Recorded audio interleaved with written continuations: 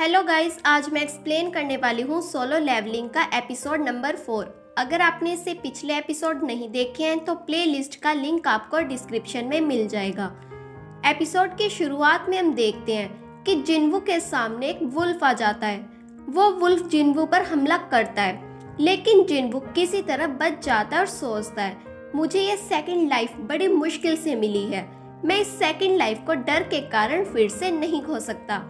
वो वुल्फ फिर से जिन्वू पर हमला करता है, लेकिन जिन्वू उसके जोरदार एक मुक्का मारता है जिससे वो वुल्फ दूर जाकर गिरता है।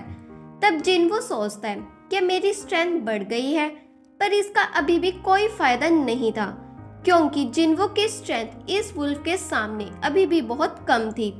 जिन्वू इस वुल्फ के बहुत सारे पंच मारता है, लेकिन इस वुल्फ पर तो कोई असर ही नहीं होता।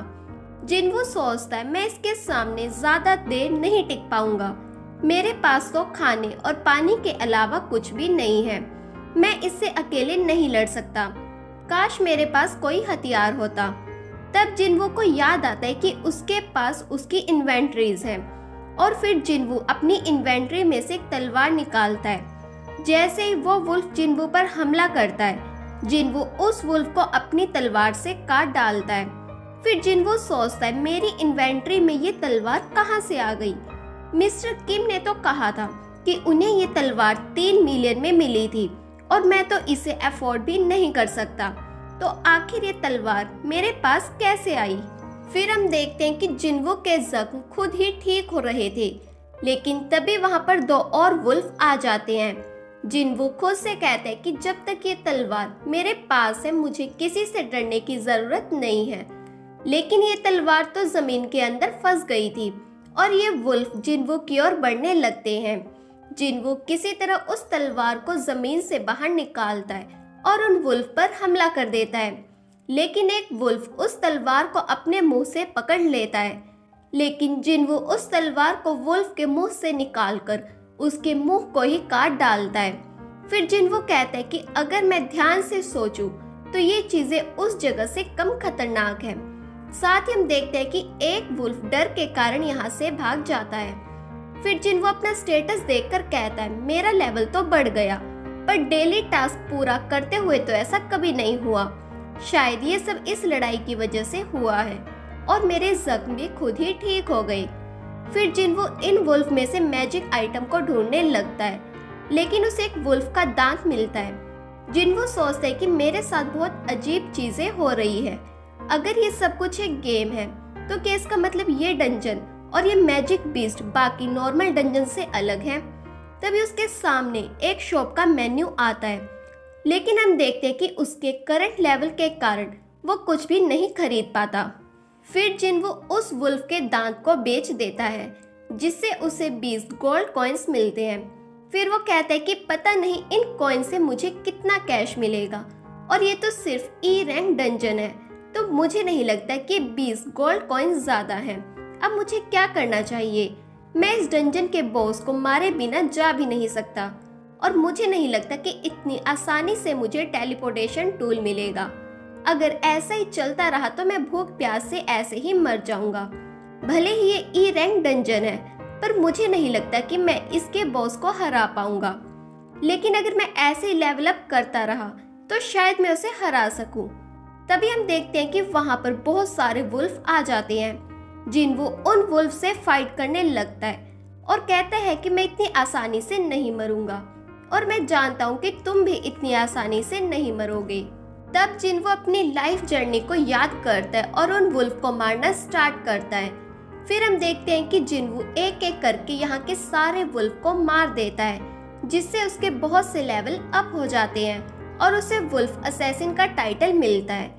वहीं दूसरी तरफ रियलिटी की दुनिया में जो डंजन ओपन हुआ था वो भी बस टूटने ही वाला था, पर अभी तक कोई भी उसके पास नहीं आया था। अगले सीन में हम जिन्वू को देखते हैं जो खुद से कहता है कि तलवार भी ज्यादा देर नहीं टिकेगी। तभी हम देखते हैं कि उसकी सारी एबिलिटीज 40% बढ़ जाती है और उसे बहुत सारी आइटम्स मिलती है, जिनमें टेलीपोर्टेशन टूल भी होता है। लेकिन जिन्वू सोचता है कि मैं इस तरह यहाँ से नहीं भाग सकता, और वो इस डंजन के और भी अंदर जाने लगता है। दूसरी तरफ हम जूही को देखते हैं उसे हंटर एसोसिएशन से कॉल आती है और उसे डंजन के बारे में बताया जाता है। जूही सोचती है क्या डंजन मेरी वजह से टूट रहा है, क्योंकि मैंने उनके साथ जाने से मना कर दिया था। वो लोग जूही को उस डंजन के पास बुलाते हैं। जूही जिनवू के बारे में सोचकर वहां जाने के लिए हाँ कर देती है। यहाँ जिनवू डंजन के मॉन्स्टर्स को मारते हुए सोच रहा था, जब भी मैं लेवल अप करता हूँ मेरी बाकी मैजिक बीस्ट के साथ लड़ाई इजी हो जाती है, और साथ ही मैजिक बीस्ट के ऊपर जो नाम होता है उसका कलर भी चेंज हो जाता है। यानी कि अगर नाम व्हाइट कलर में हो तो इसका मतलब है कि वो मॉन्स्टर जिनवू से कमजोर है, और अगर रेड हो तो इसका मतलब है कि वो जिनवू से ज्यादा शक्तिशाली है। पहले इन मैजिक बीस्ट का नाम भी रेड कलर में था, पर अब उनका कलर व्हाइट हो चुका है।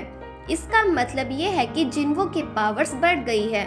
फिर जिनवू नीचे की ओर जाने लगता है, तभी एक स्नेक मॉन्स्टर उस पर हमला कर देता है, जिससे जिनवू की तलवार टूट जाती है। तब जिनवू सोचता है कि मैं बेशक 15th लेवल तक पहुंच चुका हूं, लेकिन इस मॉन्स्टर का नाम अभी भी ऑरेंज कलर में है, यानी कि ये मेरे जितना ही ताकतवर है, और ये यहाँ का बॉस है। ये पूरी तरह से हार्ड स्किन से कवर है। इसका मतलब ये तलवार इसके सामने यूजलेस है, पर इसके साथ मैं अपने हाथों से भी नहीं लड़ सकता। फिर हम देखते हैं कि मॉन्स्टर जिनवू पर हमला कर देता है, और जिनवू अपनी टूटी हुई तलवार के साथ इससे लड़ना शुरू करता है।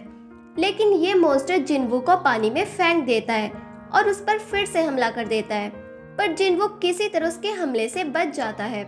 जिनवू सोचता है कि मुझे लगता था कि मैं ताकतवर हो चुका हूँ, पर मैं अभी भी बहुत कमजोर हूँ, और आखिर मुझे इस मॉन्स्टर को हराने के लिए और कितना ताकतवर होना होगा।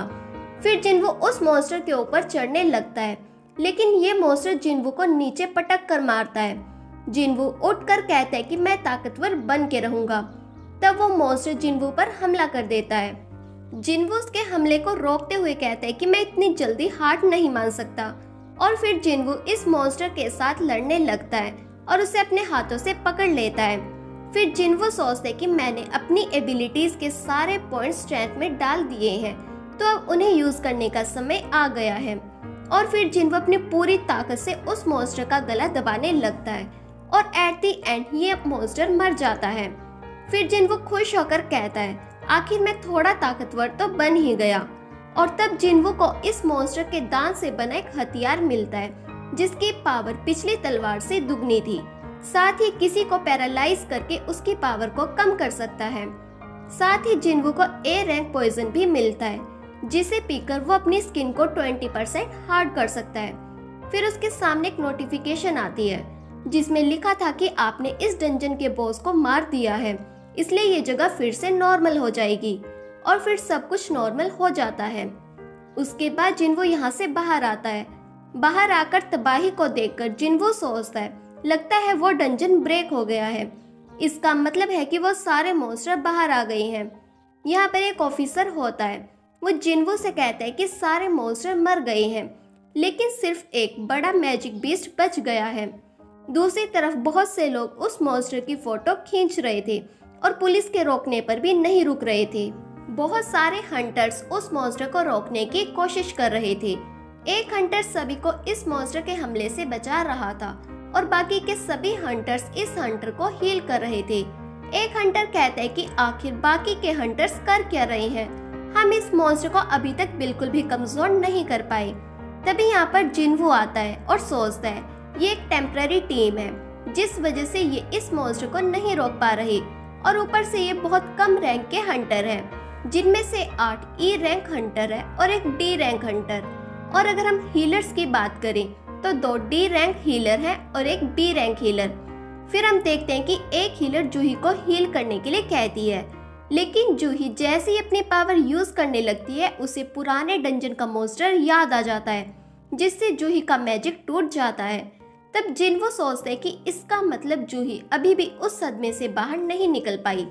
फिर जिनवू कहता है कि ये डी रैंक मॉन्स्टर है, यानी कि जिस मॉन्स्टर को मैं अभी मार के आया हूँ ये उससे तो कमजोर ही है। उसके बाद जिनवू अपनी टूटी हुई तलवार उस मॉन्स्टर की ओर फेंकता है, जिससे उस मॉन्स्टर का डिफेंस टूट जाता है। तब वहाँ के हंटर्स उसे हरा देते हैं।